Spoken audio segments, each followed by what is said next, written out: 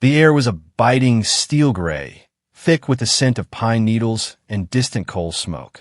Snow, fine as confectioner's sugar, had begun to swirl, kissing the fur collar of Major Viktor Cherkashin. He wasn't dressed like a predator. His heavy, dark wool coat and Ushanka made him indistinguishable from the other late-afternoon strollers.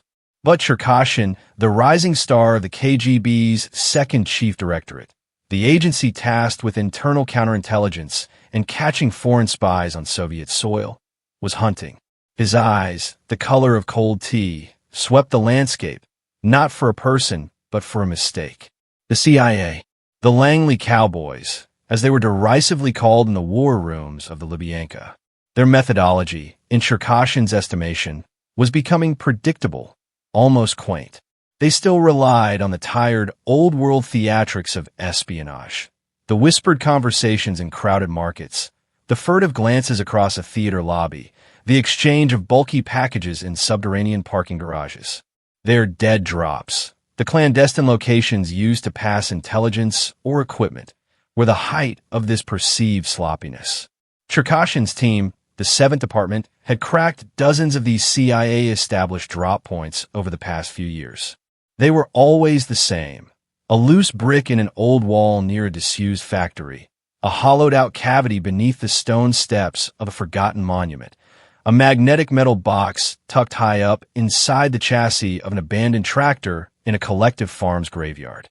These methods were relics of World War II, easily spotted by the meticulously trained eyes of Soviet surveillance teams, which Cherkashin had perfected into an almost invisible blanket covering key operational zones in the capital. The Americans, in their arrogance, assumed the vastness of Moscow would swallow their small, bold moves. They were wrong. Every agent on Cherkashin's roster, from the lowliest uniformed militia officer to the highly trained technical specialists, was inoculated against these simple tricks. They believed their own propaganda, Dmitri. Cherkashin muttered to his subordinate, Captain Dmitri Volkov, a man built like an oak trunk, whose job was to blend into the shadows 20 paces behind him. Volkov was carrying a sensitive, low-light photographic camera, its lens nestled inside a modified briefcase. Volkov squinted, his breath fogging the air. The legends they create for these drops are often more complicated than the drops themselves, Major. They expect us to look for the complex while they hide the package in the obvious. Exactly, Cherkashin said, stopping briefly to watch a trio of children chasing pigeons near the frozen-over pond, a perfectly benign scene that could melt into the background of 1,000 photographs. They rely on our expectations of Hollywood, but we know better. We know their internal memos. We intercept their cables. We read their arrogance in every clumsily planted container. The American agents in Moscow, Cherkashin knew, were currently operating under a heightened state of stress. The past few months have been disastrous for the CIA Moscow station. Several key assets have been turned, compromised, or were simply lost in the vast, opaque system of the Soviet security state. This pressure, Cherkashin theorized, would force them into easier, quicker operations. They would revert to the simplest, most fundamental type of tradecraft, the kind of dead drop that Cherkashin had long since classified as elementary, Section A. This predictability was their downfall. The CIA's failure to innovate meant the KGB could operate with a cynical confidence that bordered on boredom.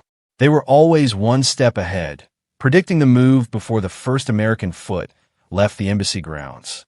Their current target zone was the perimeter of Gorky Park, a known recreational area frequented by both foreign diplomats and Moscow's intellectual elite, a perfect blend of plausible deniability for an American agent. But Cherkashin wasn't just observing the park. He was observing the patterns of observance. He was looking for a break in the routine, a lingering eye, an unnaturally slow pace near a specific piece of landscaping or municipal furniture. The CIA's tradecraft demanded that the agent performing the drop, the setter, and the agent retrieving it, the piker, never interact, often separated by hours, sometimes days. It was a sterile, hands-off exchange. This required the drop point itself, to be visually unique, yet contextually invisible. It needed to hold a package, often a roll of microfilm or a microdot message, and it needed to be easily accessed and marked. The markings, the signals they used, were Cherkashin's particular fixation. A chalk mark on a lamppost, a piece of brightly colored thread tied to a branch, a specific book left on a park bench, or a small, seemingly random piece of litter, the signal that told the piker the drop was live. These were the moments of greatest vulnerability, the fleeting second of visibility that could give away the whole operation.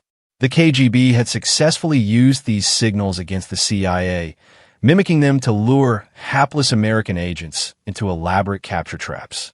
The Americans still hadn't learned that the Soviet Union did not suffer from the same neglect as their Western European counterparts. The parks were constantly cleaned, the streets meticulously swept. A piece of foreign litter, a chalk mark, or a broken brick stood out instantly in the orderly landscape of Soviet power. Cherkashin stopped again, this time by a heavy, ornate wrought iron fence bordering a quiet stretch of the Moskva River. The ice was forming rapidly on the water. He pulled a small, silver cigarette case from his coat pocket, his movements deliberate. The simple act of lighting the cigarette was a prearranged signal to his observation team. Hold position. Increase photographic coverage.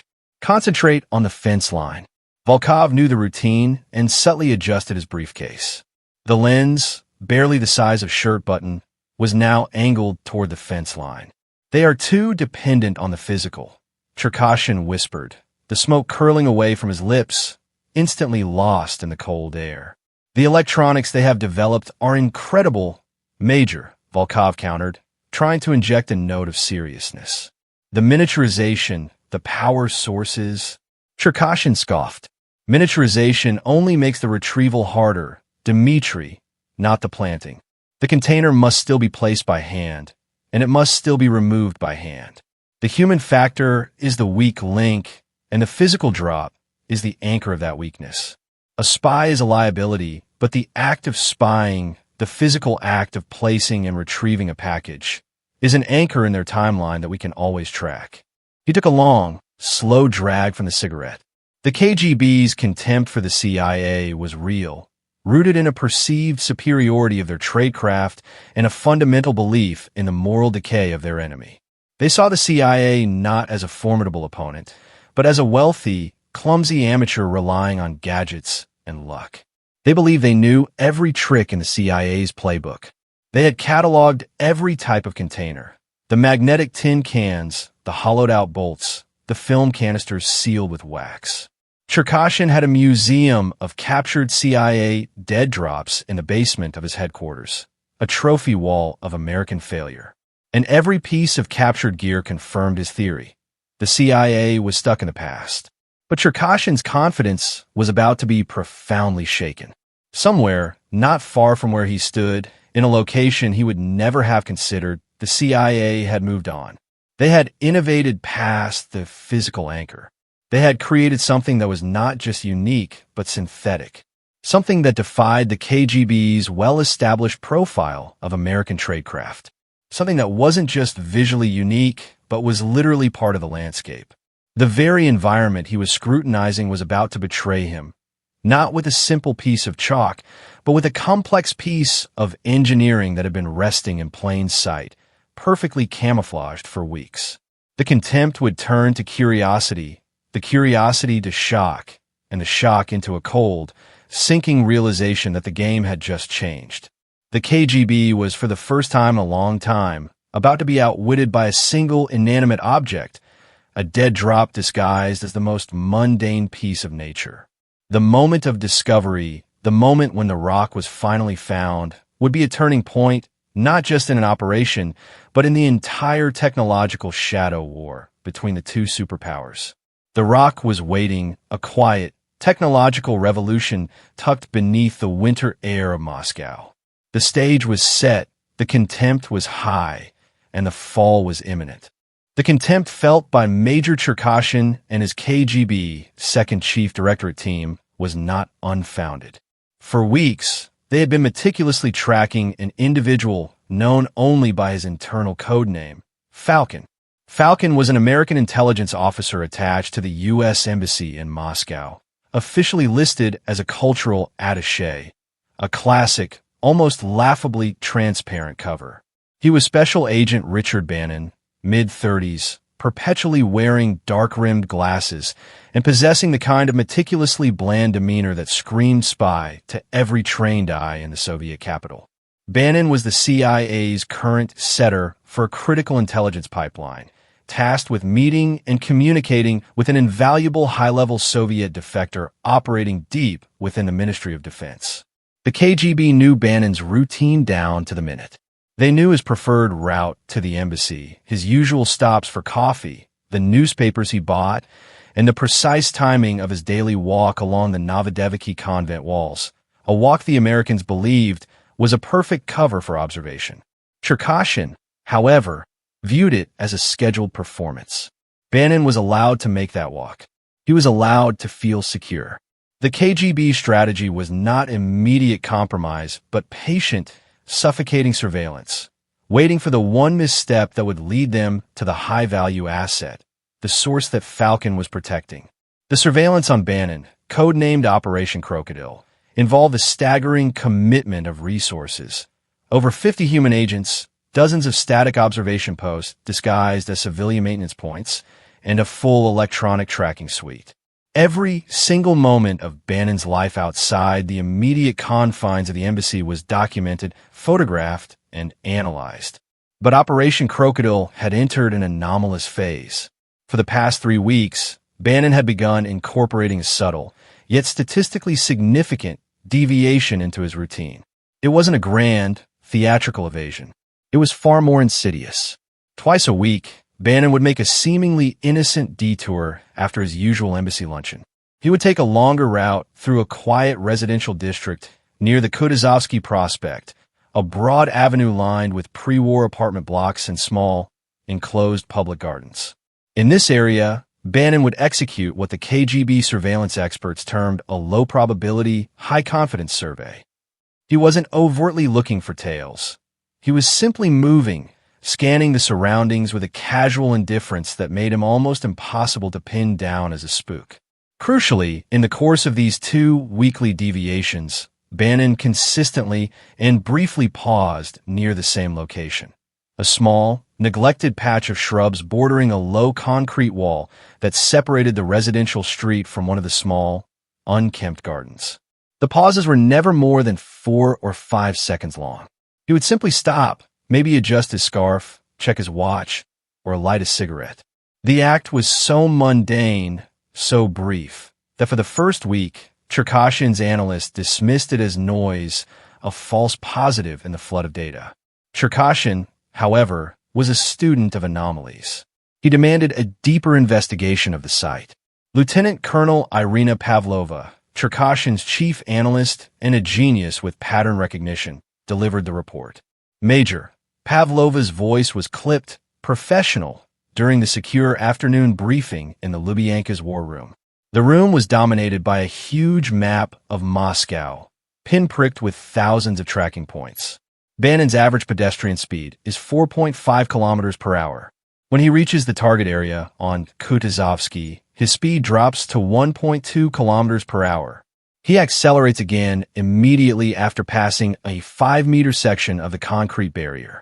The stop itself is not a physical stop, but a profound deceleration followed by an acceleration. It's too deliberate to be accidental. "What is at that spot, Lieutenant Colonel?" Cherkashin asked, tapping a pen against the satellite photo of the area. "Nothing of note, Major. A utility access panel. A few overgrown bears of trees. And 3 large rocks, likely landscaping remnants, resting at the base of the wall." "Rocks," Cherkashin repeated, a hint of disdain in his voice. He stops to admire the Soviet landscaping. Is this the height of the CIA's ingenuity? "The geological analysis is unremarkable, sir. 2 of the rocks are native granite. One is a piece of limestone. They weigh approximately 50 to 70 kilograms each. They've been there for years, probably dumped during construction in the 1950s. Pavlova paused, consulting her notes. "However, one of the rocks, The one closest to where Bannon reaches his minimum velocity is slightly anomalous in shape. It's more rounded than the others. We've tagged it for closer physical inspection, but so far, visual and infrared scans show nothing unusual. No magnetic signature, no thermal heat difference that would suggest a battery or an active transmitter. Cherkashin leaned closer to the map. He remembered the countless crude containers the CIA had used, the hollowed-out tree stumps, the fake fence posts. The agency was notoriously risk-averse regarding their high-value assets. They would not risk a genuine meeting. This had to be the pre-drop reconnaissance phase. Bannon was not placing the package yet. He was confirming the location was clean and ready for the signal. He was casing the drop. Pavlova, Cherkashin ordered, his voice suddenly sharp. Increase the frequency of the surveillance team in the area. No physical interaction with the objects. I want continuous, high-resolution photographic and video documentation of that 10-meter stretch, 24 hours a day. I want to see every speck of dust that falls near those rocks. If this is the preparatory stage, we're not looking for the drop itself. We're looking for the signal-to-noise ratio to change. When Bannon sees what he needs to see, the drop will follow immediately. The tension in the war room was palpable. They were sitting on a potentially massive intelligence haul. If Bannon used this location, it meant a priceless piece of information was about to move between the CIA and their source. The KGB's strategy was simple. Let the drop happen, capture the document, and then track the piker, the Soviet asset, back to their lair. This was the moment of ultimate leverage. Over the next 72 hours, the surveillance net tightened around the 3 rocks on Kutuzovsky Prospect. A parked, dilapidated utility van across the street was now a nest of specialized cameras and long-range parabolic microphones. The 3 stones, motionless and mute, became the most important inanimate objects in the Soviet Union. Every change in light, every falling leaf was meticulously cataloged. On the 3rd day, the air temperature dropped to -15 ring operator Celsius. Bannon made his second weekly pass. This time, he wasn't wearing his scarf. He stopped, not to adjust his coat, but to tie a seemingly loose shoelace. He was bent over, his head lowered, his hands near the ground for precisely 8 seconds. When he rose, he glanced across the street toward a specific, boarded-up window in the apartment block. It was an unmistakable, if subtle, all-clear signal from the CIA's observation post, the final confirmation that the location was sterile and ready for the exchange. Cherkashin received the report at 1800 hours. His eyes narrowed as he looked at the high-magnification photograph of Bannon's shoes. He ties his shoelace, but he doesn't touch the ground. He's looking at the rocks. He's checking the area. Cherkashin slammed his fist lightly on the desk. The drop is tonight. The piker is moving. I want a full encirclement of the zone. Let the American make his move. The prize is not the agent, but the message.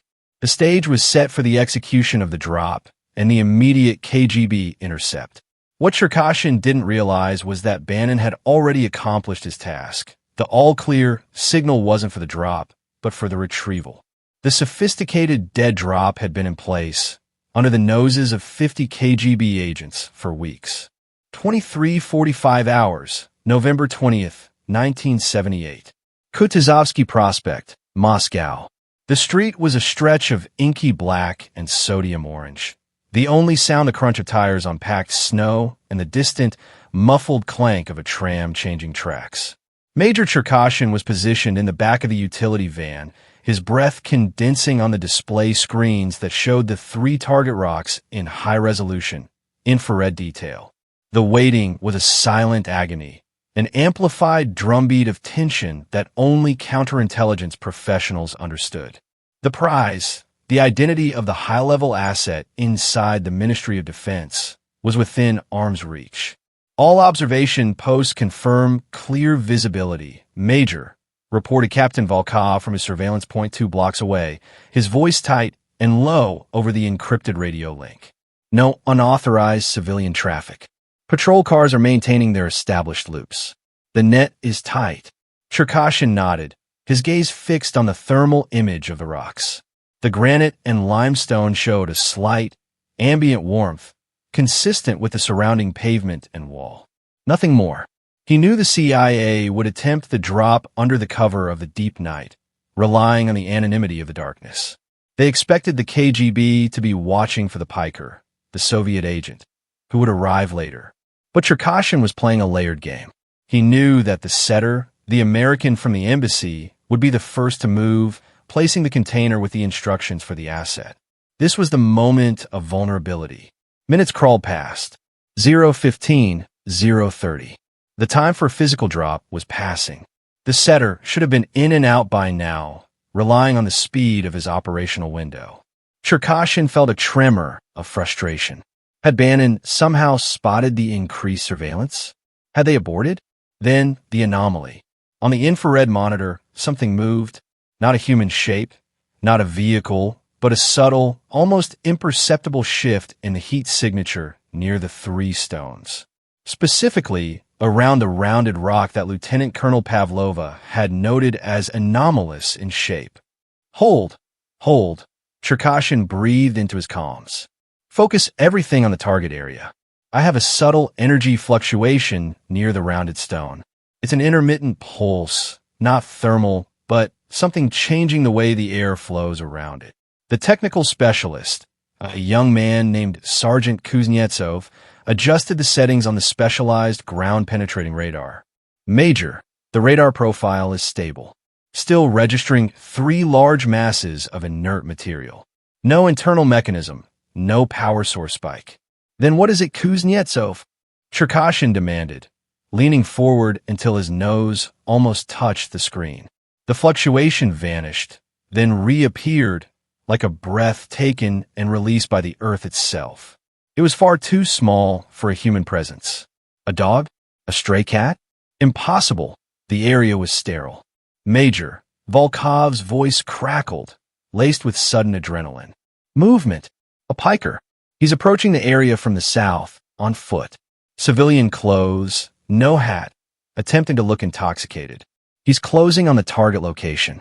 The entire focus of the KGB surveillance net snapped from the inanimate object back to the human threat. Cherkashin recognized the maneuver immediately.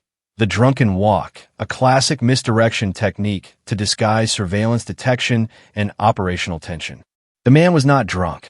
He moved with a practiced, angular grace. Let him move in, Cherkashin commanded, his earlier frustration replaced by cold calculation. Hold the net. No visual identification. We want the package in his hand. Volkov, you have the signal. When he touches the container, move in with maximum force. We want him alive and the package undamaged. The piker, the Soviet asset, reached the concrete wall. He leaned against it, seeming to struggle to maintain his balance. His eyes scanned the windows above, a classic check for observation. Then, with a practiced, casual motion, he knelt, seemingly to vomit or tie his shoe. The same move Bannon had performed, but he did not touch his footwear. His hand, gloved in cheap knitted wool, reached toward the rounded, anomalous rock. Cherkashin watched, heart pounding. Get the package. The moment the piker touched the container, the operation would be a total success. But the piker did not touch the rock. Instead, his gloved hand reached beneath the rock, into the small, natural cavity formed where the stone met the slightly frozen ground. His fingers probed the darkness for only a second, and then he pulled out. Nothing. The asset paused, his drunken stagger dissolving into a momentary rigidity. He searched again, more frantically this time, his movements losing their rehearsed nonchalance. He patted the top of the rock, the sides, the ground around it. His head lifted, and a look of pure, paralyzing confusion crossed his face. The drop was empty. What is happening? Cherkashin barked. Has he been cleaned? Was the message retrieved already? No, Major. Volkov's voice was strained. Our surveillance has been continuous since Bannon's signal. No one has approached those rocks. The asset, realizing the drop had failed, executed a sharp, immediate cutout, a pre-planned abort maneuver. He straightened up, adjusted his coat, and walked away, his gait quick and efficient, clearly sober, vanishing rapidly into the side streets. Volkov, ignore the piker for now. Let him go. The package is still there. Cherkashin roared, his mind racing. The CIA would never use a known, compromised location for two exchanges. If the asset was here, the package was here. The piker had simply failed to find it. Kuznetsov, full thermal scan of the rocks. Immediately, what is inside that stone? The young technician, visibly sweating, quickly recalibrated the high-sensitivity infrared sensor, focusing it on the rounded rock. The screen flickered, and then a faint, almost invisible image resolved itself. A slightly colder temperature signature radiating from a small, centralized point beneath the rounded stone. Major, Kuznetsov whispered, his voice awed. It's a void. A small, sealed cavity, insulated from the external cold. The rock itself is colder than the surrounding earth. Cherkashin threw open the van door. Move! Volkov, 3 men with me. We are going in. The small KGB team moved swiftly and silently across the street, their boots barely making a sound. They surrounded the 3 stones, flashlights slicing the darkness. Cherkashin ignored the 2 genuine granite stones and knelt beside the rounded, anomalous rock. It looked authentic. It was heavy. It was dirty. But as Cherkashin reached out, he noticed 2 things. First, the surface texture was too uniform, lacking the micro fissures and random crystalline structure of genuine stone. Second, despite its apparent mass, it sat on the ground in a way that seemed too flat, too perfect. Cherkashin placed his hands on the rock. It was cold, brutally cold, confirming the insulation suggested by the thermal scan. He lifted, straining against the weight he expected, but there was no strain. The rock lifted with astonishing ease, weighing no more than 3 or 4 kilograms. He staggered back, holding the object in the beam of his light. It was a perfect piece of counterfeit nature. The exterior was a shell of expertly textured, high-density polymer, seamlessly molded and pigmented to match the local geology. Inside, the shell was lined with a lightweight, insulating foam, and nestled in the foam, affixed to the underside of the rock with a strong, industrial adhesive, was the dead drop itself. A small, cylindrical metal canister, no bigger than a finger, humming faintly. Cherkashin looked at the fake rock in his hands, then at the 2 large, genuine granite stones sitting beside the wall. He had been looking for a container disguised as a part of the environment. The CIA had given him the environment itself, a piece of synthetic geology. They had mocked his catalog of failures, his trophy wall of crude metal boxes and hollowed bolts, by creating a dead drop that was, quite literally, a perfect, undetectable piece of the natural landscape. Cherkashin's contempt for the CIA evaporated, replaced by a profound and chilling professional respect.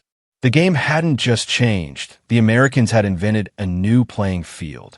The immediate discovery of the fake rock dead drop, the stone drop, as Cherkashin mentally dubbed it, triggered a controlled but frantic operational shift. The urgency to secure the asset, the piker who had just been scared off, was momentarily superseded by the sheer need to understand this new technology. The stone drop was an immediate, palpable threat to the KGB's claimed superiority in counterintelligence. Major Cherkashin ordered the entire area sterilized and secured. The 3 rocks were bagged, tagged, and transported under high security to the KGB Technical Operations Division, TOD, laboratory in Yasenevo, the KGB's sprawling, highly secret headquarters complex outside Moscow. The TOD lab was a cathedral of Cold War paranoia and ingenuity, a place where Soviet scientists wrestled with the latest foreign technology. Here, under the intense glare of specialized analytical lamps, the stone drop was laid out for examination. Cherkashin, along with Colonel Georgy Tarasov, the chief engineer of the TOD, personally oversaw the procedure. Major, look at this, Tarasov murmured, running a gloved hand over the surface of the fake rock. He held a small, powerful magnifying lens. The aggregate texture is created by fusing a crushed mineral composite, likely granite and quartz dust, into a high-density, weather-resistant epoxy or polymer shell. It's not a simple mold. They used a process to mimic the layered, random cracking of genuine stone. Even under spectroscopic analysis, the surface absorbs and reflects light identically to the genuine articles we retrieved. Cherkashin circled the rock, his mind cataloging the failures of his surveillance team. We had continuous observation, Colonel. How could we miss the setter placing this? Because the setter didn't place it, Major. He swapped it, Tarasov corrected, pointing to the base of the rock. Look here. This isn't a simple hollow. The base is expertly designed to interface with the frozen ground. It has minimal contact points, minimizing the thermal signature we detected, but maximizing stability. And note the size difference between the genuine granite stones and this one. They are of similar visual bulk, but the density difference is critical. The true revelation lay inside the hollowed shell, where the cylindrical dead drop container had been secured. Tarasov gently prized the canister from the adhesive pad. It was aluminum about 10 centimeters long and 1.5 centimeters in diameter, sealed with a precision cap. This is what stunned the Americans, Tarasov explained, carefully slicing the cap with a micro saw. Miniaturization. Inside this is not just film. It's an electronic memory module. See, he presented a wafer-thin, postage stamp-sized circuit board resting on a bed of cotton wool, a 64 kilobit memory chip, and a single-use burst transmitter. Cherkashin leaned in, his respect growing into outright awe. A burst transmitter was a highly advanced piece of equipment designed to send a high volume of encrypted data, the intelligence, in a fraction of a second. This made interception, even by the most sophisticated Soviet monitoring stations, nearly impossible. The sheer speed of the transmission meant the signal was often mistaken for atmospheric noise. The operation of the drop is ingenious, Major, Tarasov continued, his voice taking on the professional enthusiasm of a man who appreciates a flawless machine. The asset, the piker, doesn't need to risk manually opening and closing the drop, exposing the contents, or leaving fingerprints. Tarasov pointed to a minuscule, almost invisible strip of copper contact points on the cylinder's exterior. The piker carries a specialized magnetic actuator, a device that looks like a cheap pocket flashlight. When he kneels, pretending to adjust his balance, he simply passes the actuator over this specific area of the fake rock. The magnetic pulse doesn't open the canister. Instead, it activates the memory module and the burst transmitter. The data is transmitted instantly to a receiving station, likely a CIA surveillance vent operating miles away, or even a low-orbit satellite. The confusion of the piker, the asset who had fled empty-handed, suddenly made horrifying sense. The asset had not been looking for a physical message to retrieve. He had been looking for a container to place the memory chip into, assuming the CIA was using an older model. The intelligence was likely already on the chip when Bannon had placed it, and the confused piker was meant to retrieve an empty container or a signal flag, not the sensitive message itself. The asset, being low-level, had likely not been fully briefed on the stone drop's automated transmission capabilities. The CIA had already succeeded. The message was gone. So, the fluctuation we saw on the thermal screen, Major, Tarasov concluded, tapping the cylinder, that was the burst transmission itself. A minuscule spike in energy consumption, just enough to register as a vanishing atmospheric irregularity. We dismissed it as noise. The implications were catastrophic. The stone drop wasn't just a container. It was an entirely new operational protocol. Passive placement. The drop could be left in place for weeks, eliminating the high-risk moment of the setter's active exchange. Remote, touchless activation. The asset never had to physically manipulate the container, removing the risk of fingerprints, fumbling, or leaving behind microdebris. Instantaneous data transfer. The burst transmission meant the entire transaction was complete in under a second, rendering physical interception impossible. Perfect camouflage. The object was indistinguishable from the environment, making traditional visual surveillance obsolete. Cherkashin felt a wave of cold realization wash over him. The KGB's entire counterintelligence methodology was based on watching people, tracking movement, and identifying physical objects out of place. The CIA had moved the game to a realm of pure electronic invisibility. The stone drop was a quiet, revolutionary weapon. The contempt was gone. It was replaced by a grim, professional urgency. The KGB had to reverse engineer this device, understand its manufacturing process, and, most importantly, determine how many other stones were lying around Moscow, patiently waiting for a magnetic pulse. Colonel Tarasov, Cherkashin said, his voice flat and dangerous. This is not simply a piece of foreign intelligence. This is a declaration of war on our entire system of surveillance. I want a complete profile of this device. Manufacturing process, material analysis, transmission frequency, battery life. Everything. This is our top priority. The hunting stops now. We are the hunted, and the entire city is now their field of operation. The discovery of the CIA's stone drop immediately plunged the KGB's second chief directorate into a state of high operational alert.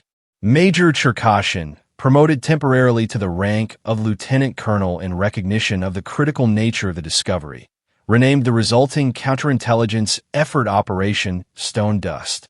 The name reflected the need to atomize the American advantage, to sift through the urban landscape and find every grain of synthetic stone.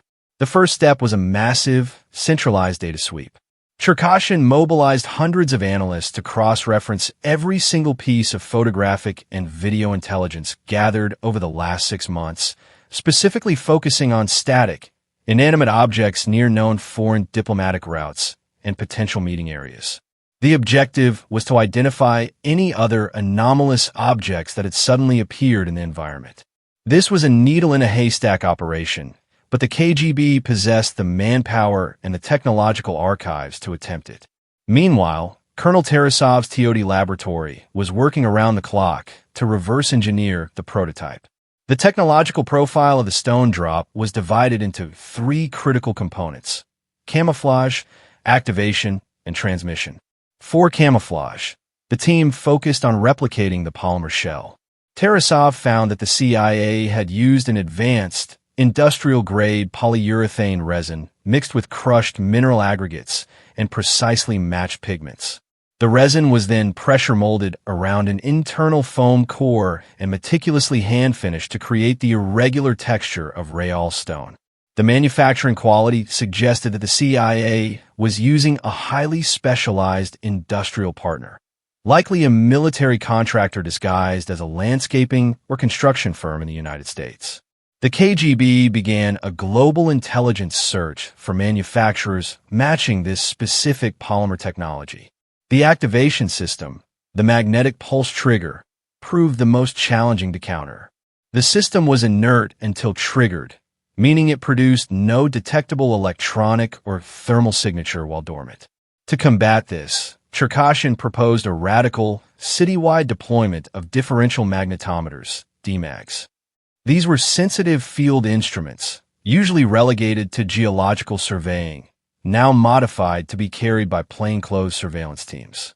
Their purpose was not to detect a signal, but to detect the actuator.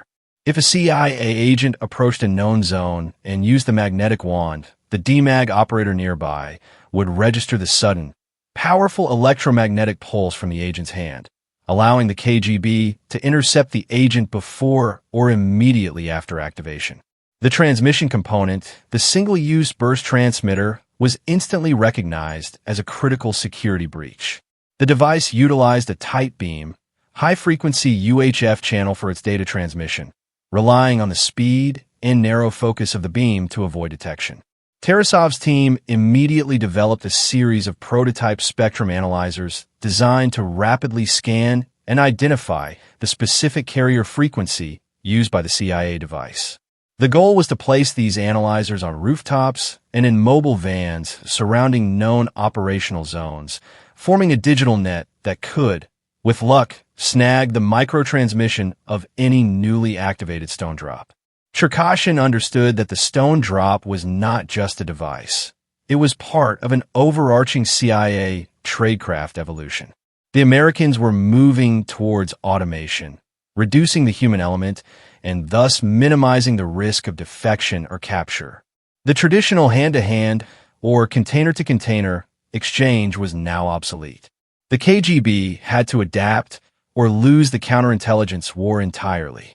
To prevent the CIA from realizing their new system had been compromised, Cherkashin implemented a strict operational lockdown. The fact that the rock had been discovered and its technological secrets were being analyzed remained classified Category Alpha. The missing asset, the piker who had been scared off, was tracked but left unmolested, used as a human beacon to monitor for any secondary CIA contact. The fake rock on Kutuzovsky Prospect was meticulously replaced with an identical KGB fabricated dummy. The game of espionage, for now, was a game of silent, technological deception. We must turn their strength into their vulnerability, Cherkashin declared during an internal strategy meeting. The CIA has standardized their approach. Every stone drop will operate on the same principle, the same frequency band, the same construction. This standardization, which they believe is their strength, will be their downfall. We will build a counterkit that is specifically designed to hunt this one device. Within 3 weeks, the results of the archive data sweep began to yield chilling results. Lieutenant Colonel Pavlova identified 3 other locations where similar, non-native stones had appeared in recent months. One near a park bench in Izmailovsky Park, another close to a high-security bridge on the Garden Ring, and a third near a bus stop frequently used by foreign journalists near Tverskaya Street. All 3 locations were high traffic, yet had nearby visual blocks that an agent could use for a brief moment of concealment. The CIA had already deployed at least 3 more operational drops. Cherkashin personally visited the Izmailovsky Park site. The rock there was larger, disguised as a boulder that had apparently rolled down a small embankment. It was a testament to the CIA's mastery of deception. They were using different sizes, different colors, but the underlying principle, the lightweight polymer shell and the concealed electronic core, remained the same. The clock was ticking. The CIA had a fully automated intelligence pipeline in place, operational across Moscow. The KGB was now racing to manufacture its DMAGs and spectrum analyzers before the Americans activated the remaining drops and exfiltrated their high-value source. The initial arrogance of the KGB had been replaced by a fierce, driven paranoia. The Cold War, in the shadows of Moscow, had just escalated from a battle of human wits to a war of industrial scale, technological replication, and counter-replication. The prize was the neutralization of the Stone Drop network before a flood of critical Soviet secrets reached Langley. The pressure on Lieutenant Colonel Cherkashin was immense. The revelation of the Stone Drop was not contained solely within the confines of the KGB's operational divisions. News of the technological breach had escalated directly to the Politburo, the highest decision-making body of the Communist Party. The leaders, already sensitive about the flow of military-industrial secrets to the West, viewed the CIA's success not merely as an intelligence failure, but as a profound humiliation of the Soviet technological state. The mandate delivered to KGB Chairman Yuri Andropov, and subsequently hammered down to Cherkashin, was simple. Find and neutralize every existing stone drop and capture the high-value asset before the new year. Failure was not an option. This political pressure transformed the operations room at Yasenevo from a methodical laboratory into a crucible of forced innovation. Colonel Tarasov's TOD lab was effectively militarized. Hundreds of technicians were pulled from other projects, tasked solely with the mass production of the 3 key components of the counterkit: the DMAG actuator detectors, the UHF spectrum sniffers, and the polymer replication kits. The DMAG detectors were the first priority. These devices had to be lightweight, discreet, and highly sensitive. Tarasov's engineers managed to shrink the bulky magnetometers into a compact unit disguised within standard-issue KGB surveillance briefcases and attaché cases. The core challenge was sensitivity. They needed to filter out the common magnetic interference of the city, trams, power lines, and passing cars, while isolating the specific, powerful, momentary magnetic field generated by the CIA's actuator wand. They calibrated the DMAGs to respond only to a pulse of specific power output, guaranteeing that a field operative carrying the device would get an immediate, vibrating alert the moment a CIA agent executed the activation sequence. Next came the UHF spectrum sniffers. These were high-speed radio scanners designed to monitor the ultra-high frequency UHF band that the CIA burst transmitter used. Because the transmission lasted less than a second, the sniffers had to be constantly sweeping at breakneck speed. Tarasov's team utilized an early, bulky form of digital signal processing to analyze the raw radio waves. The sniffers were installed in a fleet of unmarked KGB vehicles, vans, taxis, and even municipal repair trucks, forming a continuous, mobile web across Moscow's core. If a stone drop activated, the nearest sniffer would instantly identify the frequency, time, and location of the burst transmission, giving Cherkashin's teams the exact coordinates of the active drop. The final element, the polymer replication kits, was the most physically demanding. Since the CIA was actively planting their fake stones in various forms, the KGB had to develop a system to identify a suspicious rock and immediately swap it out for a perfect replica, a KGB dummy stone. These dummies were fabricated using the same polyurethane and mineral dust, designed to maintain the appearance and approximate weight of the original. Crucially, the KGB dummies were wired with a microtransponder, allowing the KGB to track their location and confirm that the CIA had not attempted to move or replace the replica. This ensured that when the piker or setter returned, they would interact with a compromised location, while the KGB secured the original intelligence-laden device. Lieutenant Colonel Pavlova, meanwhile, orchestrated the deployment. She created a predictive model of CIA operational zones, factoring in pedestrian traffic, proximity to diplomatic residences, and ease of access for both a setter and a receiver. The city was divided into red zones, areas of immediate high risk, where both DMAGs and sniffers were permanently deployed. The primary objective of Operation Stone Dust shifted from merely finding the drops to intercepting the information transfer in real time.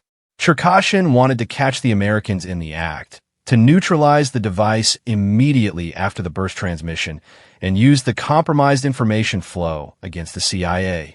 The first field test of the counterkit came 2 weeks after the discovery, near the Garden Ring location identified by Pavlova. The suspect rock, a flat, gray stone embedded near a sidewalk tree, was confirmed by a geological team to be a CIA fake. A team of 4 KGB surveillance officers, each carrying a DMAG in a briefcase and supported by a nearby sniffer van, took up positions. They waited 4 long, frozen days. Then, on a Tuesday afternoon, a man identified as a junior clerk at the U.S. Embassy, a known low-level intelligence courier, approached the tree. He bent down, pretending to tie his shoelace, and reached into his coat pocket. The DMAG in Agent Volkov's briefcase immediately began a low, urgent vibration. Activation, Volkov hissed into his concealed microphone. The clerk passed a small, metallic object, the magnetic actuator, near the fake stone. The KGB sniffer van, parked discreetly down the street, registered the faint, microsecond burst of radio energy. Transmission confirmed. Data received. Came the voice of the TOD technician in the van. Frequency 452.8 MHz. Location locked. Before the CIA courier could straighten up, Volkov and his team were on him.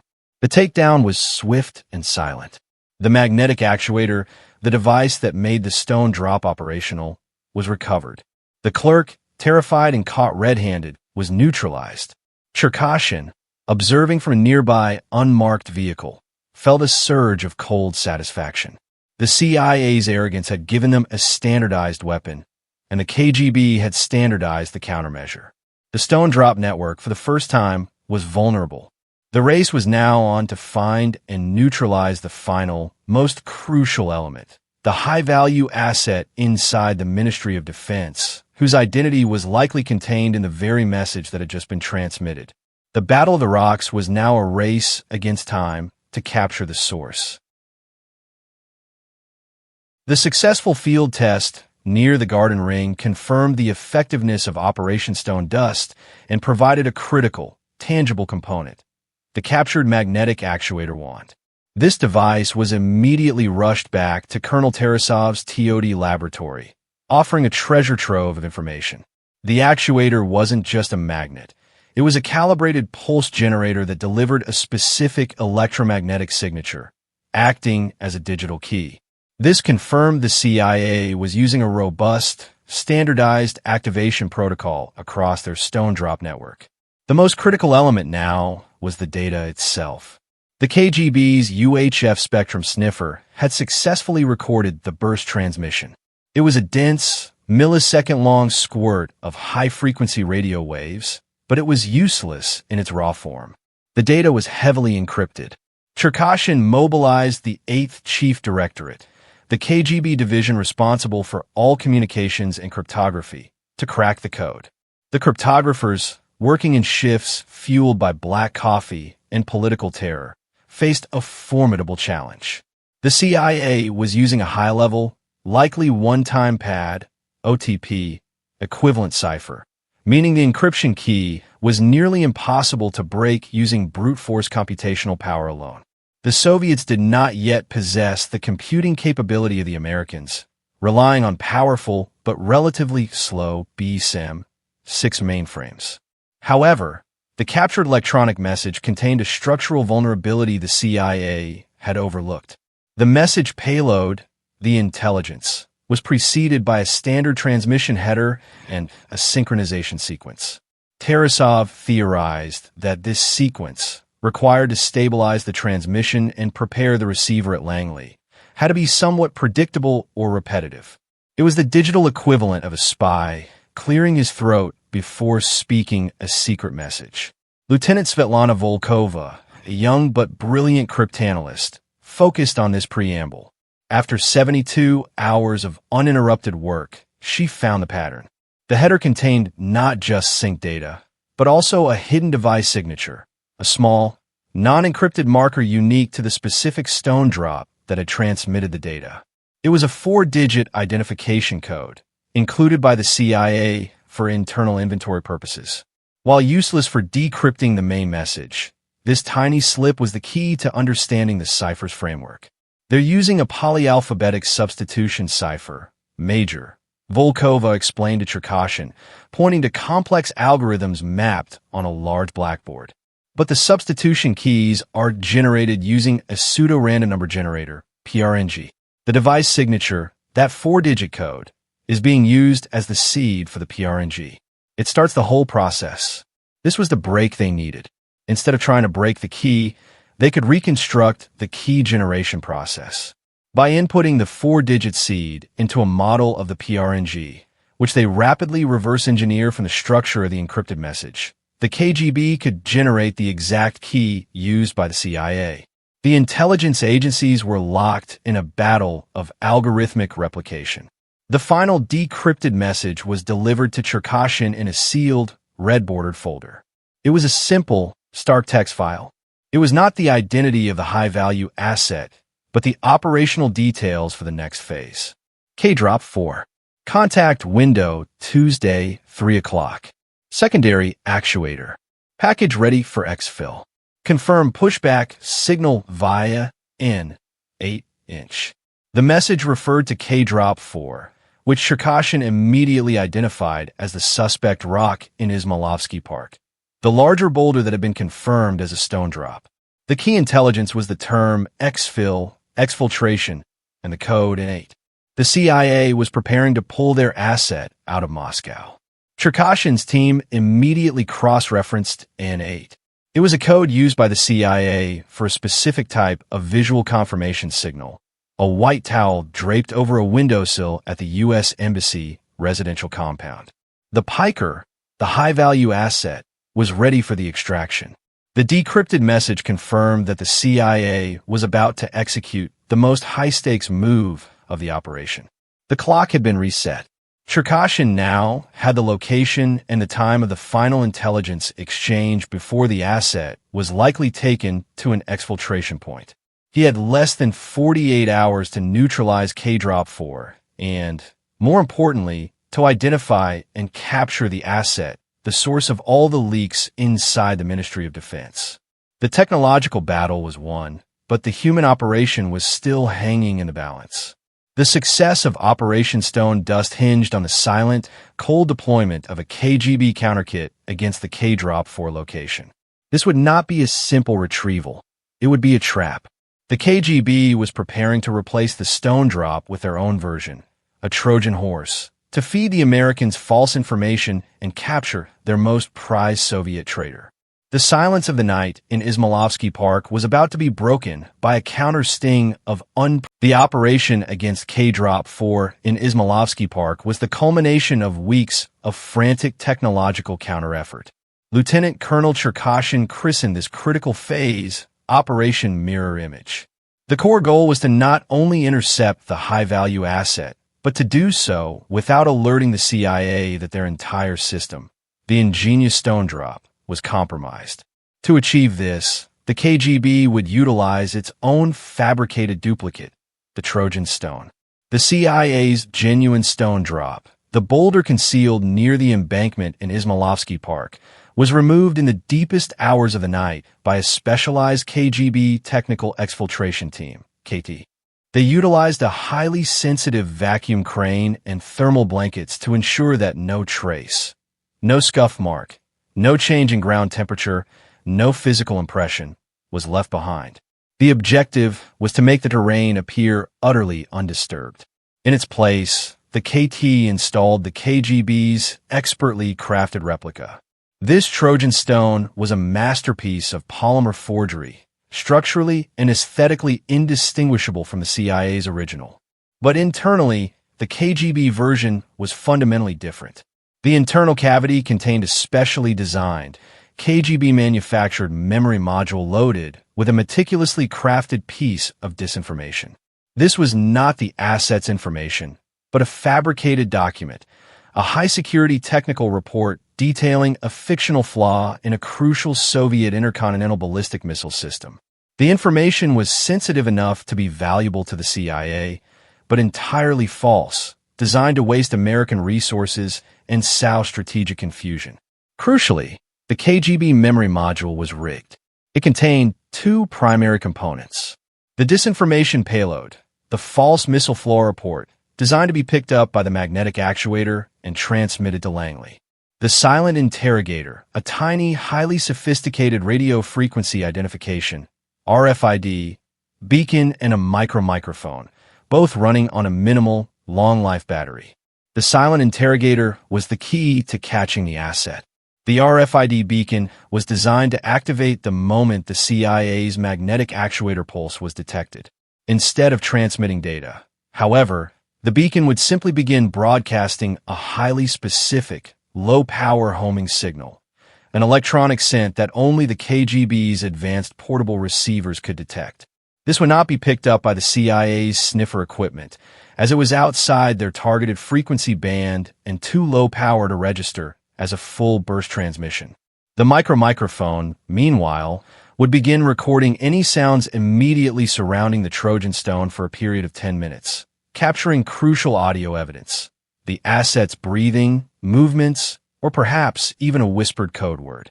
The operational plan was simple but required flawless execution. The asset, the high-value Soviet traitor, having received the confirmation signal, the innate white towel at the embassy, would approach the Trojan Stone at the designated time, 3 o'clock hours. The setter, a CIA operative, likely a different, more experienced agent than the previous low-level courier, would also be present, performing a final reconnaissance. The exchange, the asset would use their magnetic actuator to trigger the Stone Drop. The trap, at the moment of activation, the KGB's mobile sniffer van would record the brief burst transmission, the transmission of the disinformation payload, while simultaneously, Cherkashin's ground team, positioned in concealed observation posts, would receive the faint but steady homing signal from the Trojan Stone's RFID beacon. This signal would pinpoint the asset's exact location, allowing for an immediate, silent capture. Lieutenant Colonel Cherkashin personally deployed the two-man ground team, Captain Volkov being one of them, into a densely wooded area adjacent to the embankment. They were equipped with thermal optics, suppressed sidearms, and the prototype KGB homing receivers, devices that looked like bulky walkie-talkies. The waiting was the hardest part.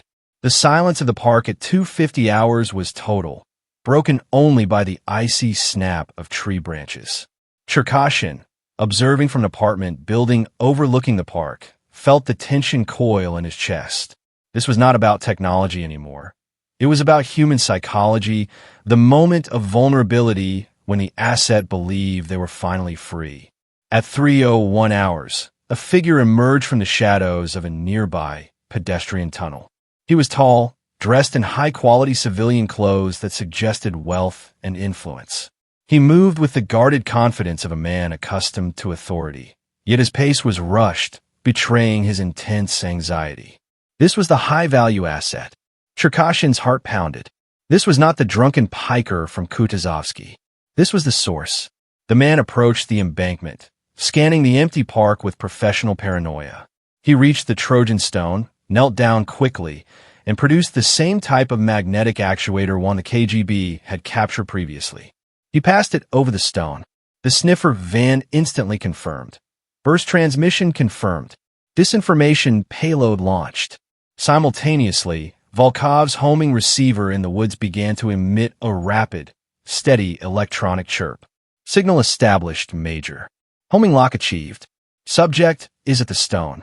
The asset straightened, visibly relieved, believing he had just successfully exfiltrated his final piece of intelligence. He tucked the actuator away and began to stride rapidly back toward the tunnel, his extraction likely waiting on the other side. Now, Cherkashin breathed into his calms. Volkov, move. Capture and containment. We want him alive and quiet. The two-man team moved with the practiced, silent efficiency of a well-oiled machine. They intercepted the asset within 20 paces of the tunnel entrance, executing a swift, textbook takedown that neutralized the man before he could even shout a warning. The man went down, the magnetic actuator skittering across the frozen ground. The high-value asset was captured. He was immediately identified as General Leonid Zharkov, a deputy director within the Ministry of Defense's main planning directorate, a source of information so high-level that his capture would send tremors throughout the entire Western intelligence community. The KGB had successfully turned the CIA's most advanced piece of tradecraft, the undetectable dead drop, into the perfect, invisible capture device. The capture of General Leonid Zharkov was an intelligence victory of historic proportions for the KGB. The asset was immediately transported to the secure interrogation facility at Lefortovo prison, where the initial, intense debriefing confirmed the breadth and depth of his espionage. Zharkov's knowledge of Soviet military production quotas, strategic deployment timelines, and internal Politburo debates had been the CIA's golden stream of intelligence for over a year. Lieutenant Colonel Cherkashin, now an undeniable hero within the Second Chief Directorate, immediately reported the success to KGB Chairman Andropov.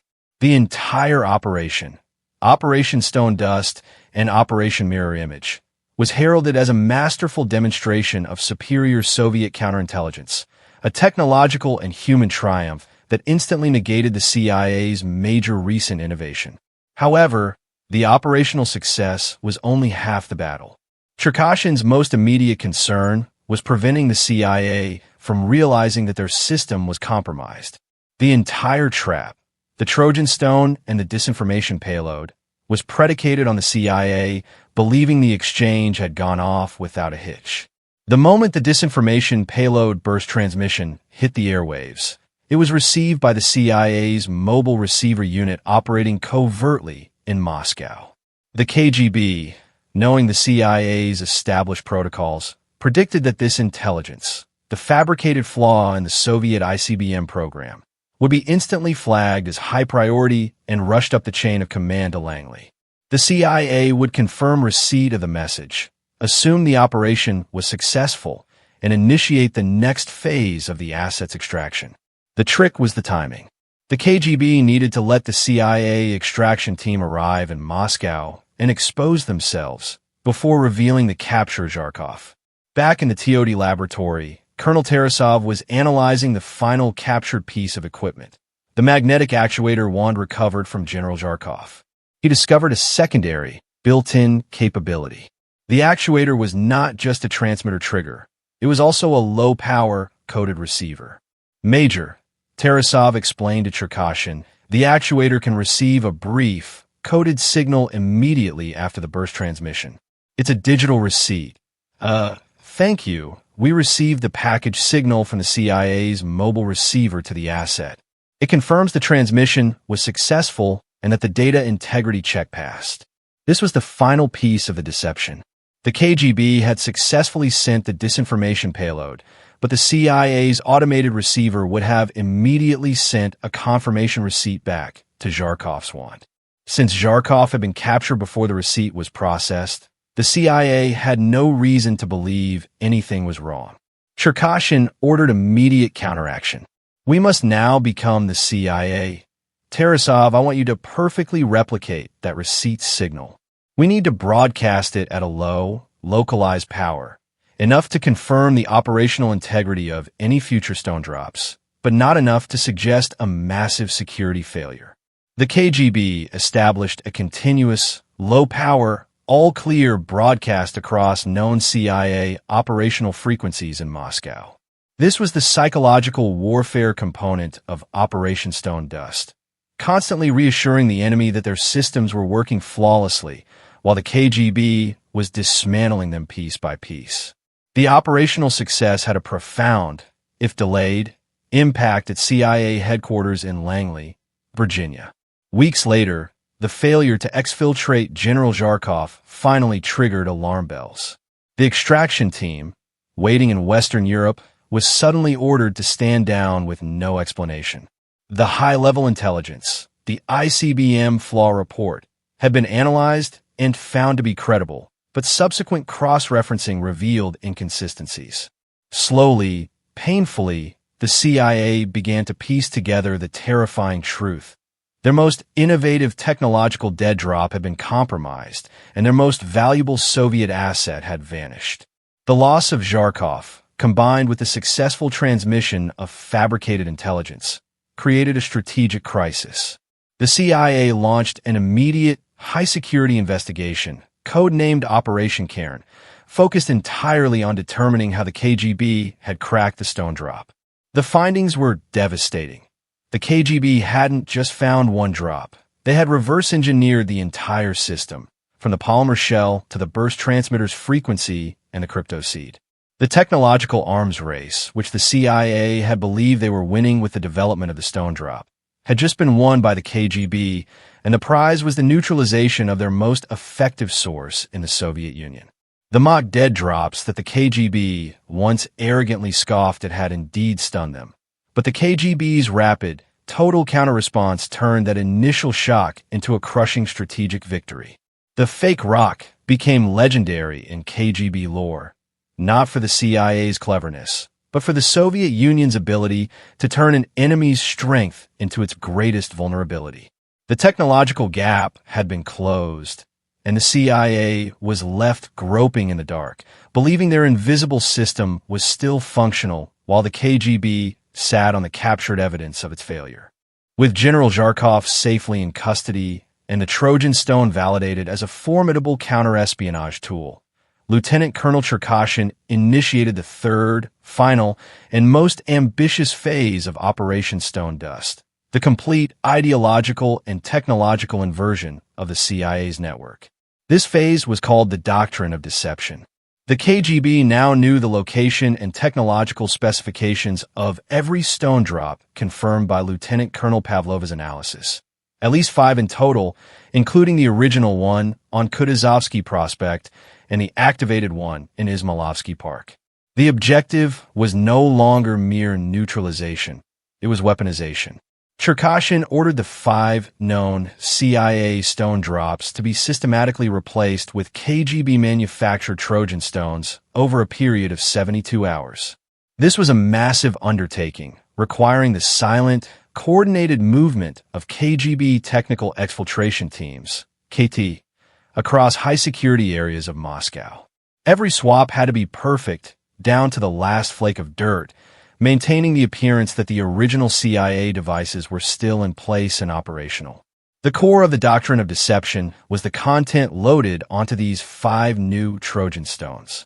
Each memory module was loaded with unique, high-grade strategic disinformation.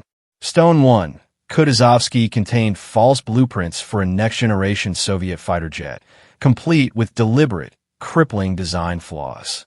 Stone 2, Garden Ring, carried fabricated reports on a deep political rift within the Politburo regarding agricultural policy, designed to mislead Western analysts about Soviet internal stability. Stone 3, Tverskaya, included doctored intelligence files on a supposedly successful KGB penetration of a key U.S. NATO command structure in Europe, aimed at forcing the CIA to waste resources hunting a phantom mole. Stone 4, Izmailovsky, the location of the captured Zharkov exchange, kept operational with a rotation of low-grade, slightly out-of-date, but plausible information to maintain the fiction that the original intelligence stream was still flowing. Stone 5, new discovery located near the Bolshoi Theater. This drop was loaded with a sophisticated cryptographic booby trap, a piece of code designed to crash the CIA's central decryption computer if attempts were made to run it through standard analysis programs. The operation transformed the entire CIA dead drop network from a reliable intelligence pipeline into a massive, decentralized platform for Soviet strategic deception. Every time the CIA utilized their magnetic actuator to retrieve information, they were not acquiring Soviet secrets, but were enthusiastically confirming the transmission of KGB-curated lies and electronic sabotage directly to Langley. The system was now entirely running on the KGB's terms. The consistent, low-power, all-clear receipt signals, continuously broadcasted by the KGB in the operational zones, further solidified the CIA's belief in the functional integrity of their network. The Americans had developed a method for touchless, instant data retrieval, and the KGB had now made that speed and automation the CIA's greatest weakness. They were operating on a high-speed treadmill of false data, delivered with absolute confidence. Lieutenant Colonel Cherkashin found a new, cold satisfaction in this phase. The earlier arrogance of the KGB, which had led to their initial blind spot, was now replaced by a calculated technical mastery. He toured the TOD lab, watching the teams meticulously loading memory modules, each one a tiny capsule of strategic lies. "This is better than capturing 100 agents," Colonel Tarasov, Cherkashin, told the chief engineer. "An agent can be broken and turned. An electronic signal cannot. It simply confirms the reality we create for it." Tarasov, now accustomed to the rapid-fire demands of counterinnovation, nodded grimly. The beauty of the stone drop, Major, was its ability to eliminate the risk of the human contact. We have merely perfected that elimination. Now, the CIA's analysts are the ones in contact with the lies, directly and without human filter. They trust the machine more than the man. The doctrine of deception became a foundational principle for future KGB counterespionage. It taught the KGB that in the evolving technological Cold War, the most effective defense was not to stop the enemy's operations, but to seize control of the enemy's operational mechanisms and feed them controlled reality. The fake rock, initially a symbol of CIA genius, was now a constant, silent operational triumph for the KGB, a hidden network of redstones lying in plain sight across Moscow, broadcasting confusion and strategic decay directly to the heart of American intelligence. The ultimate irony was that the CIA continued to use the stone drops for months, unaware they were transmitting their secrets into a vast, silent Soviet black hole. For several months following the capture of General Zharkov and the KGB saturation of Moscow with Trojan stones, the CIA operated in blissful, technological ignorance. They continued to receive burst transmissions from the Stone Drop network, receiving the seemingly high-value, yet utterly fabricated, intelligence prepared by Lieutenant Colonel Cherkashin's teams. This period was one of the KGB's greatest unseen victories, a psychological operation conducted at the speed of light. However, the continuous flow of high-priority information began to create subtle, internal contradictions within CIA analysis at Langley. The fabricated reports, on everything from ICBM flaws to Politburo infighting, were initially treated as genuine and actionable. But when the CIA launched expensive, complex follow-up operations based on this data, the results were consistently zero. The phantom NATO mole, the flawed Soviet fighter jet, the political crisis in the Kremlin, none of it materialized.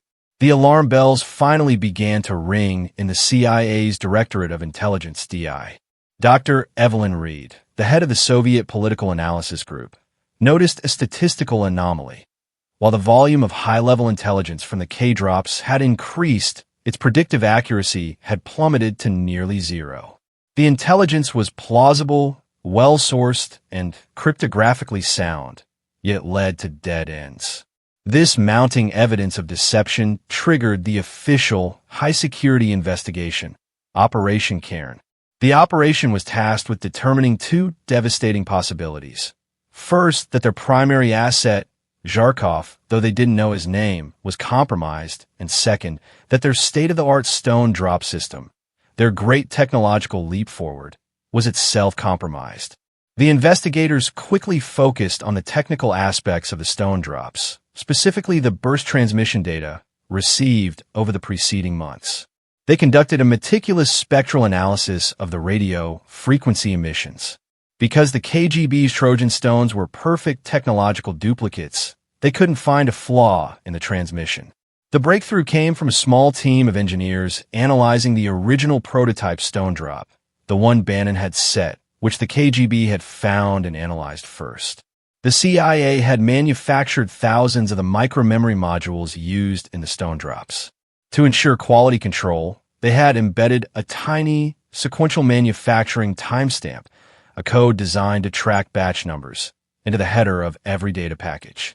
When the CIA engineers analyzed the timestamp sequence of the intelligence transmitted since the suspected compromise, they found a chilling discontinuity. The sequence of transmitted timestamps was not sequential across different Stone Drop locations. Instead, it contained noticeable gaps and, more damningly, repeats. Specifically, the data transmitted from the Kutuzovsky Prospect drop and the Izmailovsky Park drop showed the same batch numbers being used across different operational windows. This was impossible unless the KGB had captured and reused a limited number of the CIA's memory modules to create their disinformation payloads. The KGB had been so focused on replicating the encryption and transmission that they overlooked a purely administrative, internal quality control code. The realization was a punch to the gut of the CIA's top brass. The KGB hadn't just found one rock. They had systematically captured, reverse-engineered, and weaponized the entire network.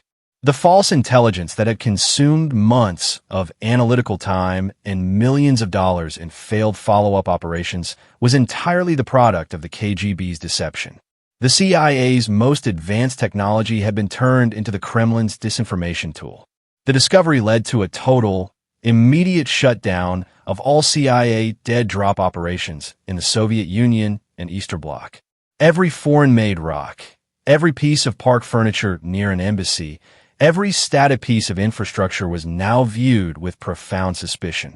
The intelligence vacuum created by the loss of General Zharkov and the realization of the Stone Drop compromise was devastating. The CIA was effectively blind in Moscow. For Lieutenant Colonel Cherkashin, the intelligence confirming the CIA's operational shutdown was the final confirmation of his comprehensive victory. The Stone Drop, once a symbol of his professional failure, had become the centerpiece of his career success. He ordered the final, silent retrieval of all the KGB's Trojan stones, removing the last physical evidence of the operation from the streets of Moscow. The game was over. The KGB had won the technological battle, the human intelligence war, and, most importantly, the strategic deception campaign. The legacy of the stone drop would forever be tied not to the ingenuity of the CIA, but to the ruthless, rapid counterintelligence of the KGB. The saga of the stone drop, though a profound secret within the intelligence communities, had a lasting and transformative impact on the Cold War shadow struggle.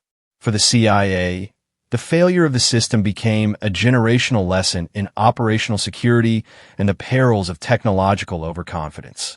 The agency learned that innovation, however brilliant, provides only a temporary advantage against a determined, technologically capable adversary.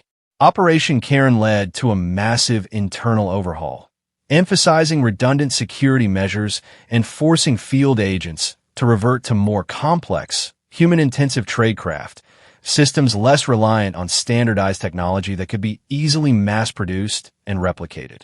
The era of the simple, automated electronic drop was, for a time, over. At Langley, the fake rock was discussed in hushed tones as the stone that blinded Moscow. It was a reminder that the Soviet intelligence service, once derided for its perceived technological lag, possessed a formidable capacity for rapid reverse engineering and strategic deception. In Moscow, the career of Lieutenant Colonel Viktor Cherkashin ascended rapidly. His handling of Operation Stone Dust, the combination of ruthless countersurveillance, technical mastery by Colonel Tarasov, and brilliant strategic deception, cemented his reputation as one of the KGB's most effective counterintelligence officers. He was awarded the Order of the Red Banner and quickly promoted to colonel, placed in charge of a newly established, highly sensitive division dedicated to hunting and neutralizing foreign technological tradecraft. The technological insights gained from the captured stone drop profoundly shaped Soviet espionage practices for the next decade. The KGB immediately began developing its own versions of touchless, camouflaged dead drops, dubbed Cayman, stone, devices, deploying them strategically in Western capitals. They had learned the value of blending into the environment and relying on instantaneous burst transmissions. The CIA's failure ironically became the foundation of the KGB's new technological offensive. The intelligent success of the doctrine of deception, the systematic use of Trojan stones to feed the CIA false intelligence, was perhaps the most strategically valuable outcome. The fabricated intelligence on the ICBM flaw and the Politburo rift took years for the CIA to fully unravel, crippling Western analysis of Soviet military and political readiness. The cost in wasted resources and misallocated strategic focus at the height of the Cold War was immense, giving the Soviet Union a distinct, unquantifiable advantage in several key negotiations and military posturing exercises. The KGB had successfully weaponized the enemy's own infrastructure against them. Years later, the final Trojan stone, now empty of its internal components, sat in the heavily guarded basement of the KGB Technical Operations Division in Yasenevo. It wasn't merely an exhibit, it was a doctrinal artifact. It served as a permanent, silent lesson to every young counterintelligence officer.